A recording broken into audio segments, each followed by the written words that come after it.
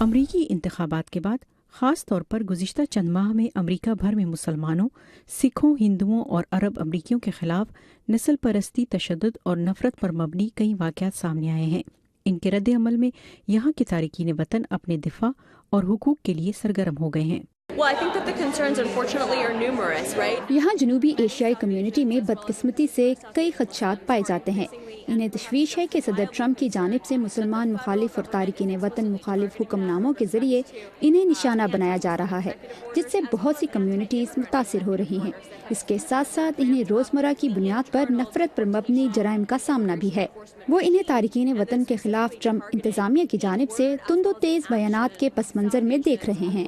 Washington پیس centre ادارے سے وابستہ درخشاں راجہ کا کہنا ہے کہ یہ تمام صورتحال نئی انتظامیہ کی پیدا کرتا نہیں۔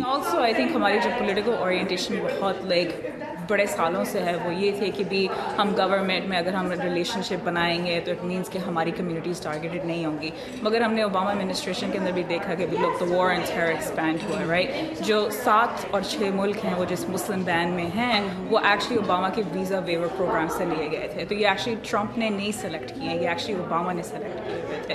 امریکی صدر ڈونلڈ ٹرمپ نے ریاست کینسس میں 2 بھارتی نژاد امریکیوں کی ہلاکت کو نسل پرستانہ جرم قرار دے کر مذمت کی تھی اور کہا تھا کہ ہمارے ملک میں ایسے واقعات کے لیے کوئی جگہ نہیں ہے، اگرچہ امریکہ میں نفرت پر مبنی جرائم کے خلاف قوانین موجود ہیں۔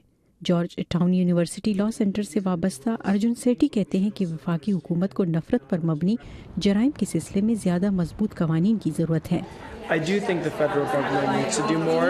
میرے خیال میں ایسے قوانین اس لیے بھی ضروری ہیں کیونکہ اس سے تمام کمیونٹی کو یہ پیغام جاتا ہے کہ اس طرح کے جرائم کے اثرات پڑتے ہیں اور اسے برداشت نہیں کیا جائے گا۔ سالٹ جیسی تنظیمیں پہلے ہی صدر ٹرمپ کی طرف سے 6 مسلمان اکثریت والے ممالک کے شہریوں کے امریکہ میں داخلے سے متعلق انتظامی حکم کو امتیازی قرار دے چکی ہیں۔